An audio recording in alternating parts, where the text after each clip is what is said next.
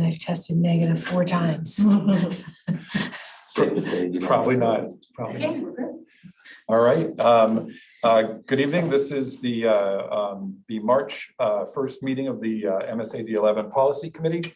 Let's see, we have, everybody has our agenda in front of us. We're going to anticipate one member coming in shortly. We're going to get started because we got a lot to go through. Should we do introductions? Sure. Yeah, right. Okay. I'm Matthew Marshall. Tony Veet, Chair. Nicole Medor. Ange Bitteroff. And Pat Hopkins, Superintendent. And Matt Newlybridge will be here shortly. Awesome. So we've got the agenda. There's, thank you, Pat, for putting the immediate review, kind of prioritizing some of those for us. So we'll dive right in.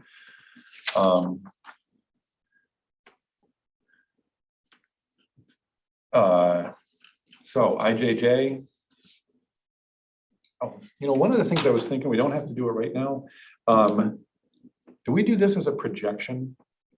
I'm wondering if that is something we can do in the future. We don't have to do it now. We can do it. Yeah, yeah. Just so we're all looking at the same thing at the same time, right?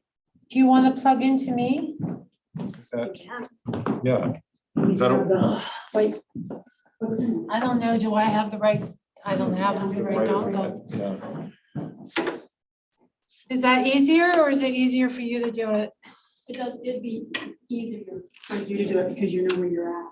Okay. And if we can't do it this time, I'm just thinking for another time, for me in particular, just being able to, yeah, nice. We can all look at the same thing at the same time. 3 or 4 of those, right? Something to do with that, Awesome. I'm gonna say. Someone go ahead. Throw that out before it explodes.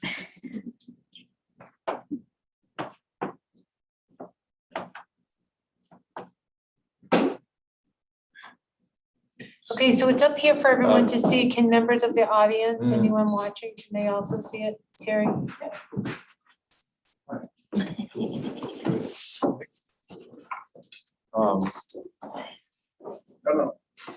So JJ, we've got maybe less backed up because we don't have the board meeting right on the other side of this, but Yeah, I can move to IJJ. The one thing, again, I said discreetly to you, Tony, and Matt, but just so everyone hears, because we're asking the board to forego its usual approval procedure, which is 2 readings for the policies up top, that's because laws went into effect, changes to these policies back in October. And as you know, we've been working on these. And so there's a real time crunch. And so rather than going through the 2 approval processes, I've asked that that the board just approve these at the meeting on Thursday night. So I just want to bring to your attention, that means that the changes that we make tonight, I need to find time in my schedule to change them in time for the board meeting so that the board has the actual one. So I just wanted to make sure that you were aware of that. So there's a lot of time behind the scenes potentially that I just don't have tons of time with some meetings. So I just wanted to make you cups. Okay. So here is the IJJ, the instructional library media material selection. I have already gone in actually on my notes and made a change, something I found as a result of Matt asking a question. Matt had asked a question about the membership. In paragraph C, Yeah, where is down, that? farther down. Oh, did I Right not get there yet? Okay, so there was a question about the makeup of the membership. And the membership includes principal, librarian, classroom teacher, department head, and a community member. It doesn't say anything about a board member. And that can the board member be the community member? And so, I mean, I would assume so, but what that triggered for me is sometimes the membership that we identify in a policy comes directly from the law book. And so it prompted me to go into the law book to find out if it identifies the makeup of the committee. And what that led me to find out and learn is that under chapter 125, sections 901 and 903 no longer exist. They are now, the one that I would include here would be 504. No Child Left Behind no longer exists. So that could be crossed out as well. And then in all of the other legal references that I checked, nowhere did I find a breakdown of the membership for the committee. So I don't know if I'm missing something, if there's another legal reference, but based on the research I did very quickly this afternoon, Yeah. I believe that you have some flexibility with that. Yeah, the first thing that popped out, and the rest of this looks great, and this is a really important policy.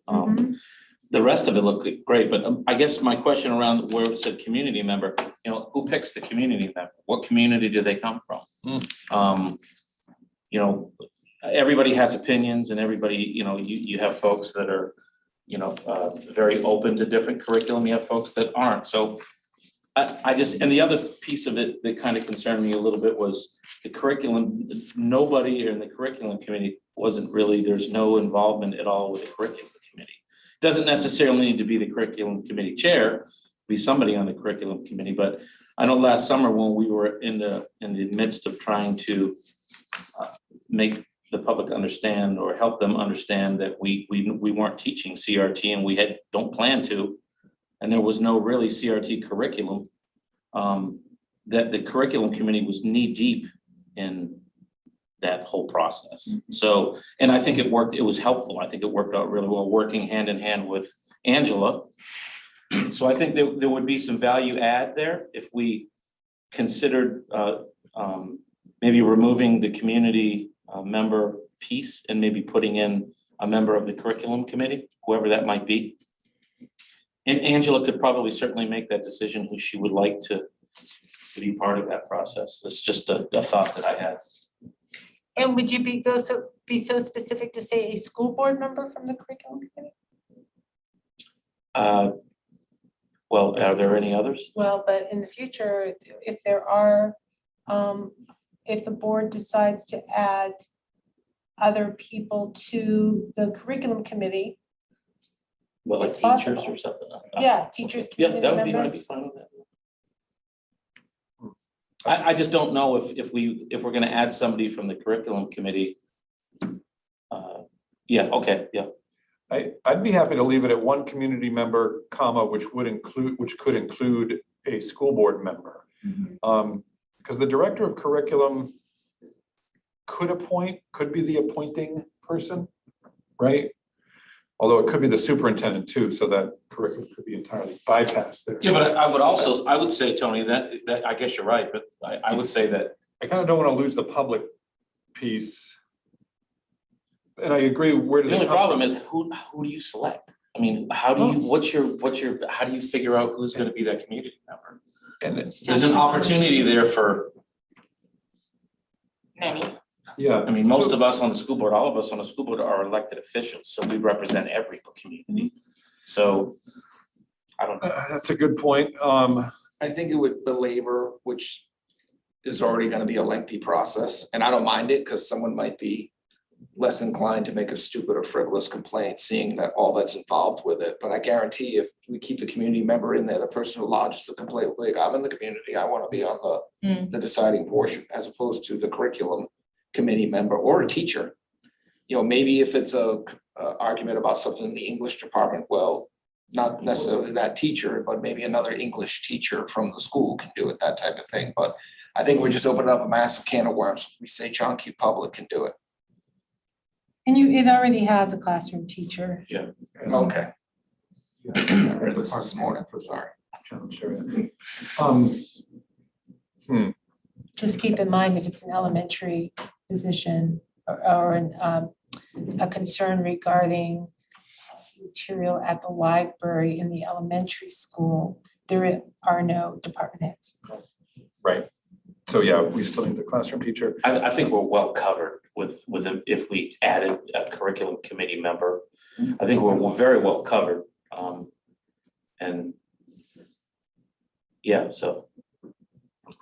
I have no concerns with Matt's recommendation. So to add in One board member from the curriculum committee and one community member, or are we taking out community? in member? lieu of. In lieu of, okay, yeah, all right, That's good word. all right. I'm good with the rest of it. Other things, I know Ange, you had, Nothing that I would consider urgent or substantive except that Department of Education role being gone, which you noticed. Under the, I'm getting lost on double-sided pages. At the very end, you can actually, let's see. oh, there was a question about content. Yes, reviewed objectively and in its full content, and I wasn't sure if content was the word we actually wanted or if it was intended to be context. It is content. Content, okay. Yes, in the full content. I saw that question that you raised. I ran it by Angela. And it is indeed content because the intent is to look at the entire content to see the context. Okay. Right? Cool, good enough. Yeah. Thank you. And I spotted a couple small little grammatical adjustments, like an S that should be updated in systems and, things like that. Okay. Anything else with? I've only got a few commas, but I can leave them. I don't think it's gonna change it substantively.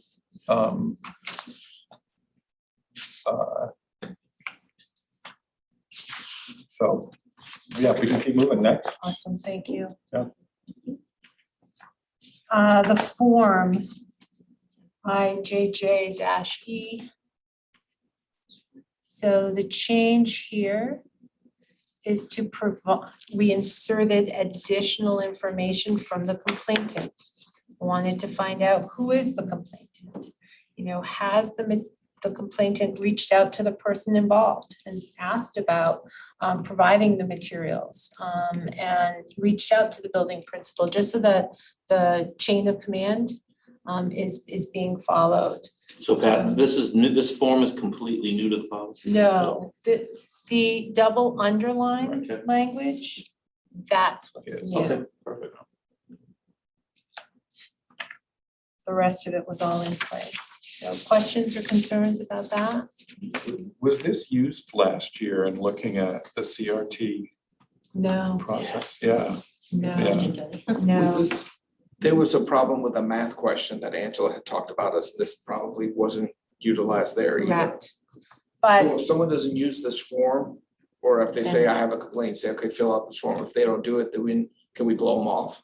I love it. if people do not follow the policy, then there is nothing for us to respond to. Because we need this information to be able to gather, collect, and then follow the board's policy. Yes, we should have used that policy. But the way the information, the complaints were coming at the board, at the administration, we just didn't. How would this form come in? Like, is it a digital form or somebody could handwrite it and send it somehow? And how would they find it? It is on the website. So it is part of your policy handbook. So any member of the public could find it. Because it's on the website, it's a PDF. So they would need to print it off, handwrite it, and submit it. So if we were to get an email or you were to get an email, you just reference this particular PDF document, say, please follow up with a filled document. And Correct. we'll respond. Correct. Quickly linking the form to the policy in the form, actually, if you can scroll down, it says something about, please, thank you. Right there, 9, the last checkbox, refer it to the Educational Media Review Committee for evaluation. Is that the review committee we were talking about in paragraph C? Or is that phrase referenced, educational media review, is that referenced in the policy? That is the committee that we just Talked about. talked about. Now, we Can- called it, we could say, it says appoint a review committee. Yeah. We could say appoint an educational media review committee. Can we do that? Is that, so that brings that phrase up to C in the policy. Where do you see that, Tony? What number? So, Fourth bullet. yeah, 9, last Oh, bullet. Thank Yeah. you, got it. Because that's what we're talking about, right? Cool. So just to sort of be on the record with a comment, Pat, the great thing about using this form is, parents have the right to decide what their kids are being taught, but they don't have the right to decide what other kids are being taught, right? Yeah, it So does say that. this is a onesie thing. It's a one-off. It's not a class of 30 or 20 kids. So if a decision is made on something like this that a parent might have an issue with, it's not an all-inclusive classroom effect. It's just their child. Potentially. Potentially, it could be, I Yes. suppose, Correct. But but they can also say, don't assign it to any students, Right. because it's so objectionable and horrible. Obviously, you hate kids. To begin with. I would also say, Pat, just to head things off in the past a little bit, that there's some sort of list, a duty roster of the Educational Media Review Committee. So if a thing pops up with a bad book, then you've got English teacher, whatever principal X, and just so that way you can say if it pops up, you don't have to try to figure out who's the best person, whatever. You have, committee member or curriculum committee member 1, 2, 3, and just kind of go in order type things. That makes sense what I'm saying. Just try to prepare for. I think that's covered under paragraph C. Yeah, Okay. I came in late, sorry. yeah, I think so. Okay, so we're set with the form. So next is JHB. Now, I provided to you Drummond and Woodsum's copy that they provided to school districts. When I compared it to our policy, I just like the layout of this. I thought it was clearer for families to understand and see when a student is truant. The only significant change in this policy that is not currently in our policy, which is making this important to pass now, is the fact that this year, under number 2, child abuse and neglect, truancy is now considered child abuse and neglect under Maine law and is reportable to DHHS. That is new. So, but the other components of this are the same as in our current policy. So, Ange, I know you had questions here. I think the shells are an issue for another day, another year. Can I note on that, the shalls are written in the law. So the law book actually says shall, which is why the In some attorney, places. yeah, I looked at a couple places that I saw that you had circled. And I thought the law book said shall on those areas. So we would have to look at it more closely. I just know that when Maine School Management and when Drummond and Woodsum pull these together, my understanding is that they're doing it side by side with the law book. Did you go through? Actual book. Well, I don't I was know. gonna whether say, it's an because actual the book. entire statute up to date is online. Yeah, I'm just saying the book. I don't know that. Okay. Did you go through by line and look at the shells? I didn't. Are you speaking about, did I go through line by line here, or did I go through with the implementing laws and go line by line with that? Because I didn't do that, but my office is one of the ones that makes sure that the shalls, the musts, and the mays are all in the right spot, Right. which is why I'm picky about it. But I don't Right. think substantively it will make a big difference under duress, because ultimately when they say in main law, when we say shall, you're imposing a duty on a person or an entity to take an action. And when you say must, you are establishing a condition that has to happen. And when you say may, you're giving permission for something to do that. So if you have the authority to appoint, but not the duty to appoint, then saying shall is totally wrong. Okay, But in most of these cases, like the following procedure shall be followed when a student is truant, like that's not really the way we would say it, but I don't think it's going to cause us issues. So Okay. like, I think that can just be the Okay. only thing that's actually absolutely gonna drive me crazy about this one is in the at the beginning in the paragraph A. Definition is subject to the compulsory attendance law. There's a little semi that's going wanting there yeah, before the and. And what's the other thing? there should be under B on the first page, it should be MRSA. It says in a couple spots, I saw that it says MRS. Yeah, that was consistent throughout. I noticed that. And that was, my questioning there, do we need that annotated A, or can we get by with just the MRS? We've always used the A, so Yeah. I don't know. I mean, the legal reference at the end is A, so. It's more correct with an A. I think we Yeah. agree. It felt, We always call it MRSA. yeah, Must be Okay. great executive officers. fun stuff. At the very end, in the annual report to the commissioner, under number 4, we have the report must identify the number of truants in the school administration unit, which I'm pretty sure is supposed to be administrative. And there is one legal reference that refers only to students in the unorganized territory. So if we want to get rid of that, it definitely doesn't apply to us. That's a 3272. Yes.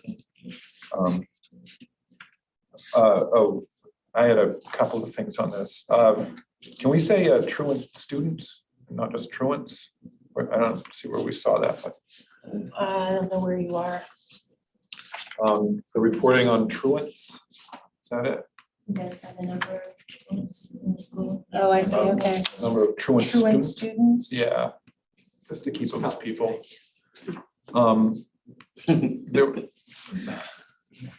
There still are people. Yeah. Let me find that for people to see there. Yeah, thank you, yeah. So line 3, first word of line 3, change it to number of truant students. Mhm. And then, Comes up 3 and again, 5, yeah. yeah. You yeah, almost need to select all of it. Comes up again where? And The 2 lines below where just indicated. yeah, including the number of truants referred to the student assistance team.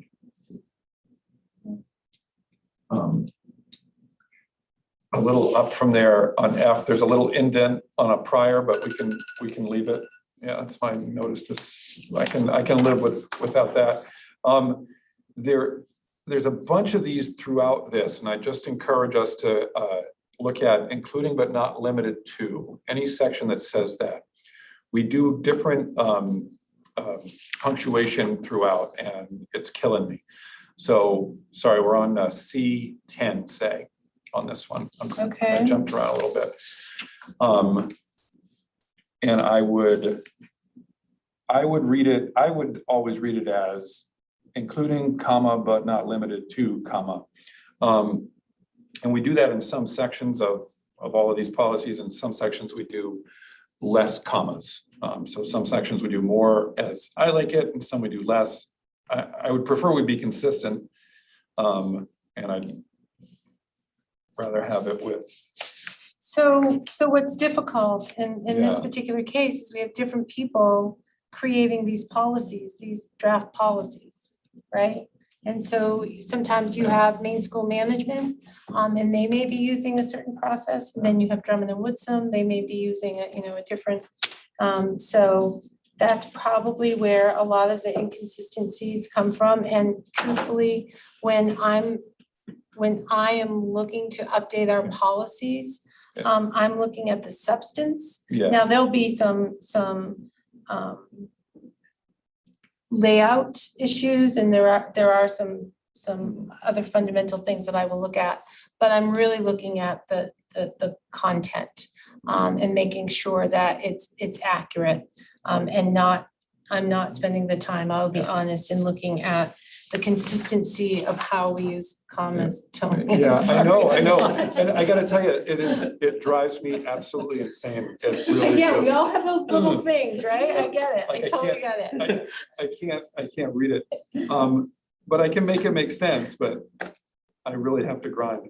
When we set up, So, when we proofread things in the law, including those statements, generally speaking, it's 1 or 3.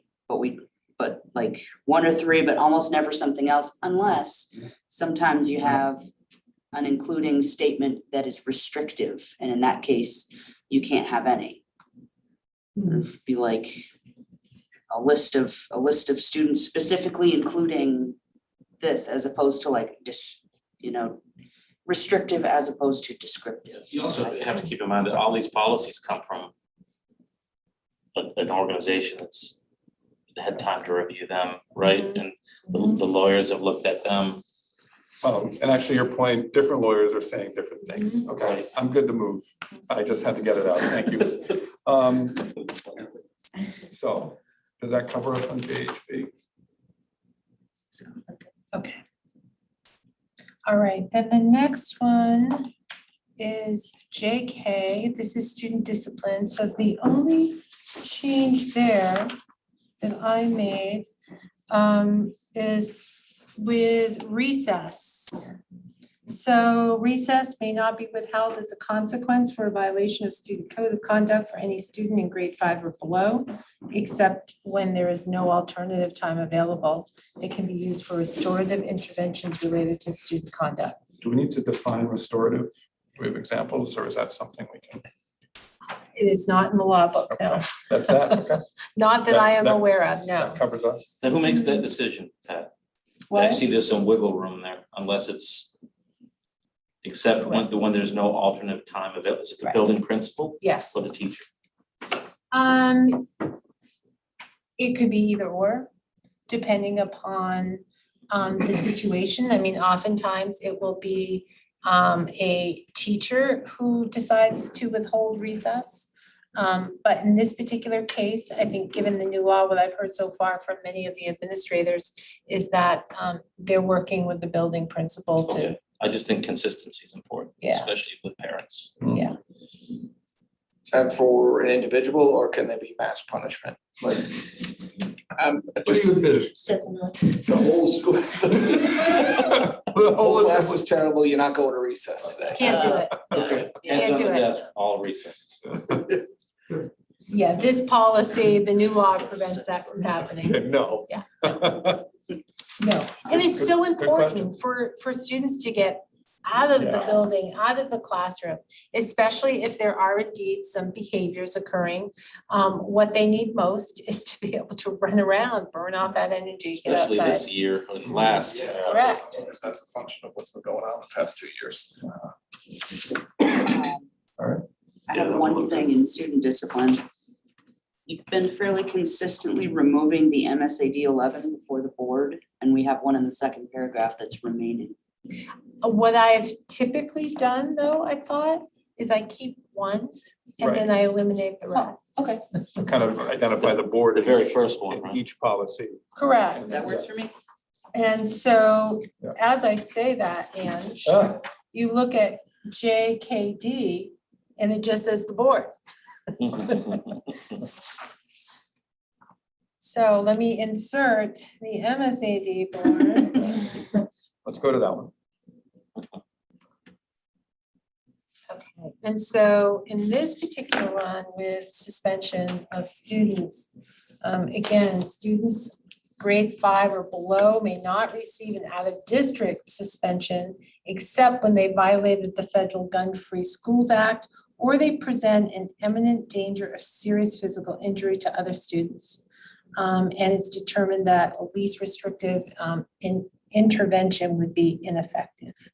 And so if a student is indeed suspended below grade 5, they cannot be out of school for any longer than 3 days. And sadly, we have had to apply this already this year.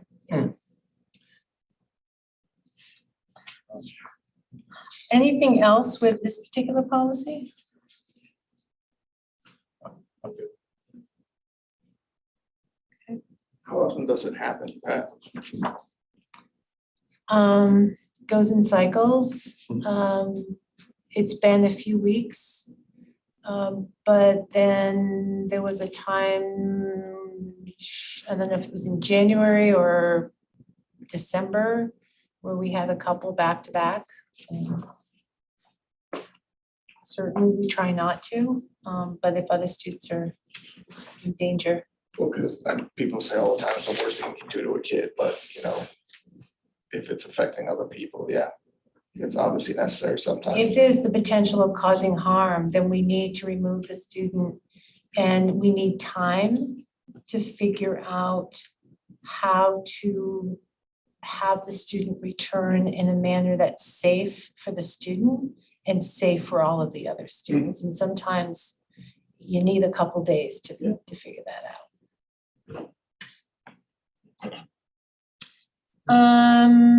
Let's see, if we're fine with JKD, the next is JKF. And on this one, the only thing we really needed to change here is the legal reference. However, I included this one because there's a more significant change in JKFR. And so I thought that they should just be both updated at the same time. So if you have no issue with that one, under JKFR, the change is right here. Couple things in that. That you have a couple things in that? Okay. The beginning of the second line of new text, and substantial should be a substantial. Just a second.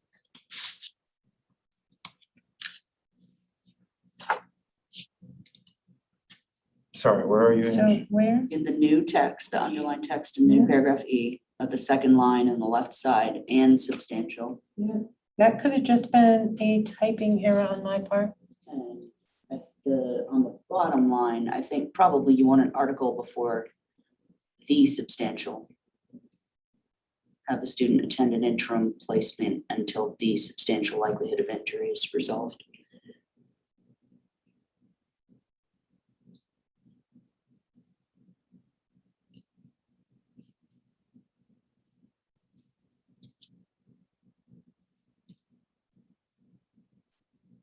Until the substantially, I put that in the wrong place, okay.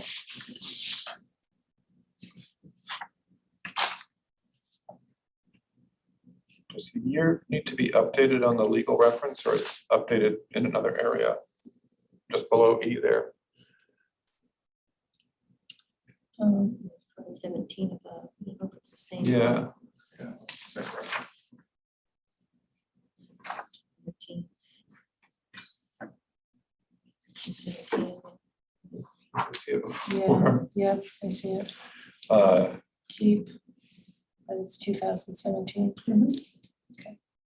Right, yeah.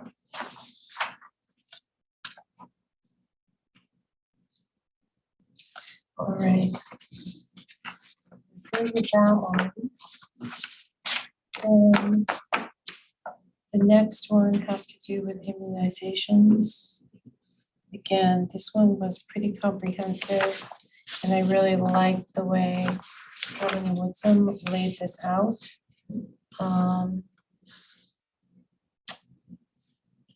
Let's see, and this just really updated some of the requirements for immunizations that went into effect September 25, 2021. And so that would be the mandate, right? That everyone has to be vaccinated. And I think this policy, while we have updated some of our immunization policy, we did not accurately capture all of the required changes. And so that's why I'm putting this forth now. So I think it created some confusion for families maybe, because we didn't have this policy updated in the manner in which we should have.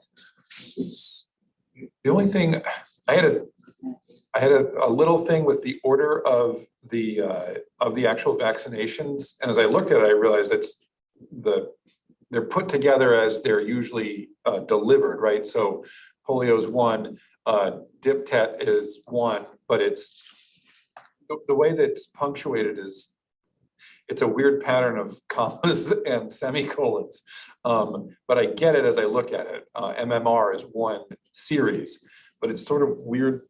It's just weird to me to read it like that. That's how the doctors talk. I don't know why it's in the policy like that. I don't know. It read weird to me, but as I looked at it, I'm like, oh, that's just how the docs do it. So that's whatever, but. Okay. Yeah, I'm We don't- clueless. yeah. I'll be honest, I have no idea. If a parent whose kid isn't in 7th grade yet, is the MCV4, do you get that? At age what? I'm guessing 12 and 17, looking at grade 7 and 12.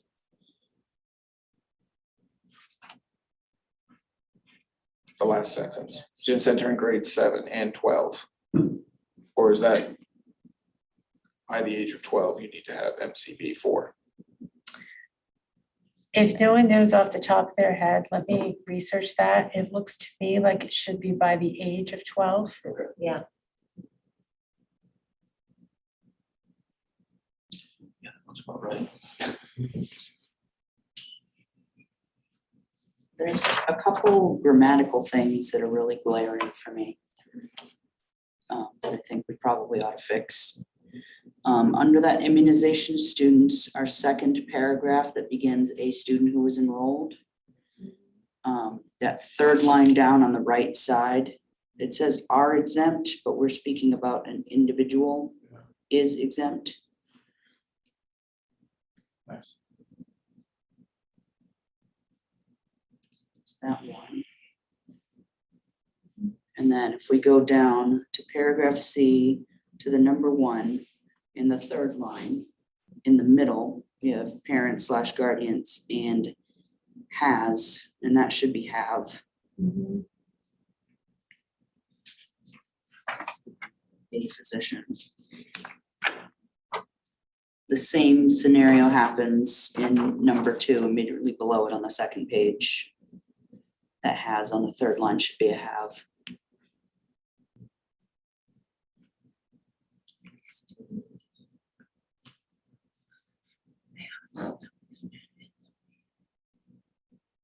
Okay.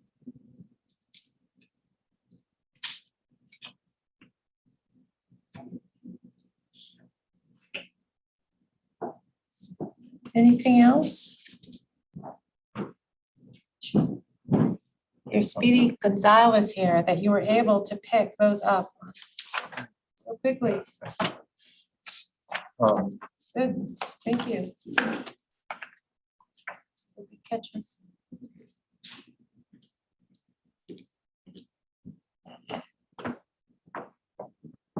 All right. Anything else? Okay. And JLF for child abuse reporting and prevention.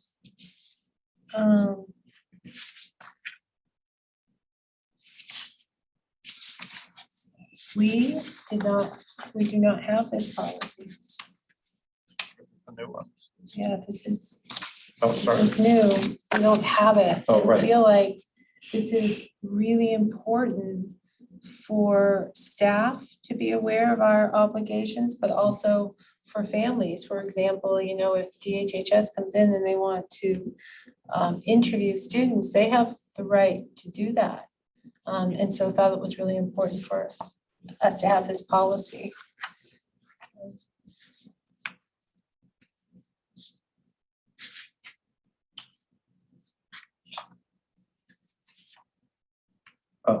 And so I just had a question on who is making the attendance coordinators making the child protective report if they meet that threshold of truancy? Yes. Okay. So that would be the building principal. Okay, And then there's a whole process around truancy, of course. We just went through that policy. And it potentially comes to me. I've also contacted DHHS on a number of occasions when dealing with truancy issue. I didn't see that it says anywhere in here something that's called what every teacher, I believe, is, which is a mandated reporter. And I don't see that phrase in here anywhere. Compulsory training, I think every 4 years for teachers. It is To compulsory report. training. I'm not sure how the frequency. I have a chart, so I don't. But anyway, the phrase is that Mhm. as a mandated reporter, that you're mandated to report, Correct. which is sort of phrased here as duty to report, which, you know, I would imagine covers that. But because this is new, right, because truancy is now reportable, you know, that's the piece that Mhm. we need to get across.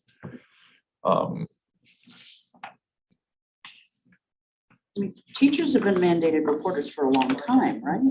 Okay. So it's not new. That's not new. That part's not new, right?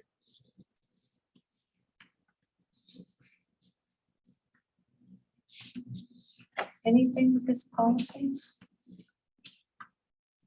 Does the board have any obligation to report? I would imagine we do.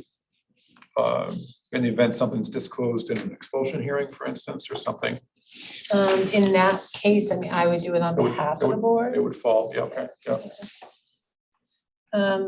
Looking through the policy on page 5 or any other place where you see something that says note. Okay. That's usually removed prior to it being officially approved and posted. It's just to give us some things to ponder. See where, yeah. I see it on right above number 4. Oh, yeah, there's one, sorry.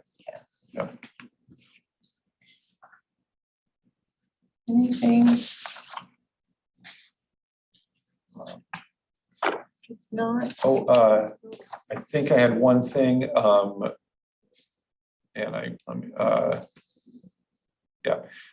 so it looks like number 8, child abuse awareness and prevention, MLC. just Yeah, a so second. Okay, just that there's quote marks around something called evidence informed, and we define it a little bit later in on what that means, but I just didn't like the quotes around it. Like evidence informed should be it not in quotes, it should just be itself. The note, which will disappear, defines evidence informed.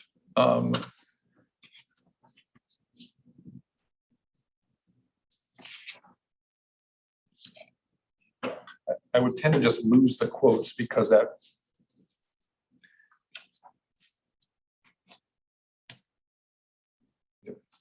when we put quotes around things like that, it says to me that it's not really the thing that it's saying. We want it to be evidence informed, like whatever that means. And we, What does that mean? well, actually, they define it in the note, which is right below that, which programs that use the best available knowledge and research to guide program design and implementation. So, but that note's going to disappear, so we're just going to be left with our phrase in quotes, and it sounds like those quotes make it look like it's something it's not. Really, we mean something that is evidence informed. Qualified instructors in quotes in a different part. Yeah. I mean, It'd be like using an acronym. If the first time they do the quotes and then put a parentheses next to it and say this is qualified. Define it, instructor and yeah. evidence informed. so maybe if we leave it in there, so we define what evidence informed means. No. Yeah, yeah, right. Or yeah, there's, I mean, you can. I mean, it doesn't hurt. Certainly. yeah, So if you leave the note in, leave the parentheses, or do you still Or want? leave the quotes. I'd leave the quotes Sorry, if I meant we, the sorry, quotes. if we leave, thank you, yeah, The first section is definitions, can we just add it to the definitions? yeah.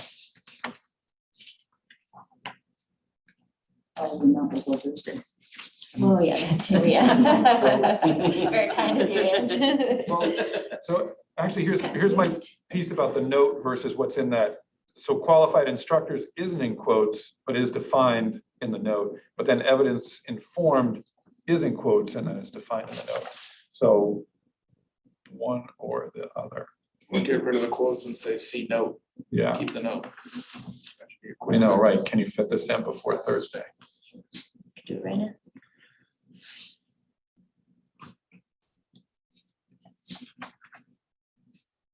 Let me see what I can do. If I If put you, just evidence informed under definitions. yes, We don't need qualified instructor in definitions, do we? I don't even see where that word is. it's actually right before evidence informed. Oh, sorry, Here, oh, in here? yeah. It's right there, Oh, I see. but not in quotes, right? Gotcha.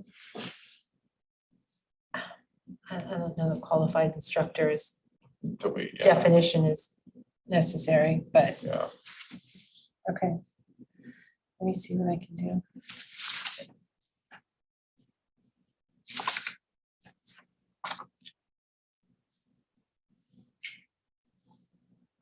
All right. Anything else? There's a little, number 9, there's a little, the first paragraph, so it's child sexual abuse prevention education for students. The first paragraph ends with the phrase and include colon. So that phrase is referring to the curriculum will be consistent with evidence-informed age-appropriate child sexual abuse prevention education for students and include age-appropriate education. That makes sense. And include help children identify unsafe, doesn't make sense. And include help children identify safe adults, doesn't make sense. And include helps children identify, doesn't make sense. So my thought was to pull out the and include and just change it to and put the include in subparagraph A and colon include age appropriate education, B and help, C and help, and then D we need to change from helps to help while you're in there, sorry. Would it be any easier to change those 3 helps to helping? Or helps, because we're talking about the curriculum. And, oh, actually, right, yeah. And no, and include, Will include helping children. and include identify. helping children. Yeah, helping children to identify, I mean. Yeah. Split things or whatever.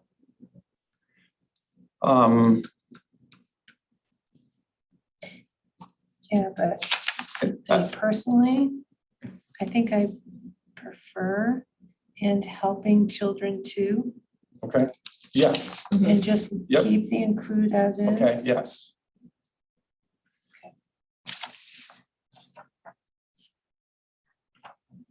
Thank you.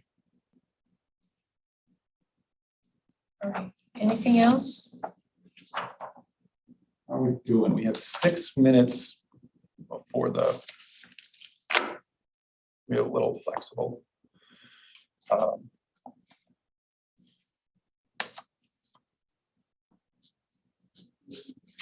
And we wanted to get through. How many more on our priority do we have? We have one more on our Okay. priority. And with this particular one, yes, I see that there are some MSAD 11s I didn't remove. The biggest change here is that the law changed in the amount of money that is charged per hour for FOIA requests. So it used to be $15 an hour and you receive the first hour free. Now you receive the first 2 hours free, but it's $25 an hour. I'm sorry, I didn't bring that up. There you go. So we just need to update our policy to reflect the changes in the law there. What does C say? If conversion of a public record into a form susceptible of visual or oral comprehension or into a usable format is necessary. So I would say it's a translation, right? Someone who is visually or auditorially unable to, we would need to make sure that we translate that for them. What is susceptible of? That's like not susceptible to? I guess I haven't seen that structure before. A form susceptible of. Susceptible for. I mean, I get that that's what we mean, right? That they need a larger font or they need a red. I think 4 would work better. And do a form for. I would almost lose susceptible or.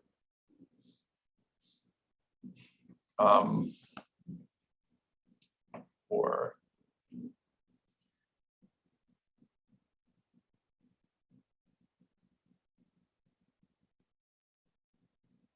Like susceptible of just doesn't make sense to me. I think for is the better word. Yeah, sure. All right. Does that make more sense? So those were the policies that absolutely needed to be reviewed. The rest of them are up for review, that 5-year review that we discussed. But they do not need to be reviewed tonight. I was just trying to get a jump on it. I happened to have a few moments when I was working on these other policies. So if you don't review them tonight or now, then they will be on your agenda for the April policy committee meeting. When did we have that meeting? Oh, we could meet forever, Matt. Right. It'd be Like- nice to actually catch up instead of working from behind, I guess. I don't have my folder with me. We still have a few more that I'm hoping to get through. Angela has a list. Okay. And you haven't seen her list yet. So I'm not sure if some of them are going through curriculum or not. Probably, But your committee has been pretty busy yeah. as well. There was one It didn't last. help the last month's meeting either. Yeah. And With regard to the susceptible. Yeah. I don't have a problem with changing it, but do you care if that makes it deviate from the language that's in the freedom of? Oh, is that actually in the law? Yes. If And I in order think- to provide access to an electronically stored public record, the agency or official converts the record into a form susceptible of visual or oral Wow. comprehension. Okay, I think you keep it. yep, and we keep it, Just wicked smart. forget I said anything. Thank you. Yeah, thank you, yeah, nice. All right. Statutes. Cool, So so. if we're good. Yeah. Yeah, could we have a motion to recommend all of these to the board for approval? Yeah, so do we need to include that we're gonna waive the first and second reading on these? Yes, so I would like to move that we bundle these policies as reviewed, as we bring to the board for a first and second reading. Is that how to say that? and approval. Thank you. Second that.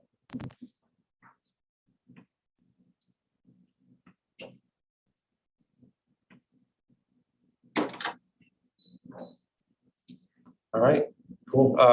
Can we grab a vote on that? Any discussion? All in favor? All right, both. No. Thank you. One other quick point of business is that I will not be here on Thursday night. I have a work obligation. So I will need somebody to advance this and champion this for the board, if you would. I appreciate that. Thank you. Awesome. And explain everything we just did, as you do. Right, yeah. All right, well, thank you, everyone. I appreciate you helping us get through these last two policies. Thanks for putting up with us. I know you work hard on getting these here, and then we're just like. Ah. I am just not that detailed. I'm not an editor. I'm like a. And it's really I'm a 10,000 helpful. foot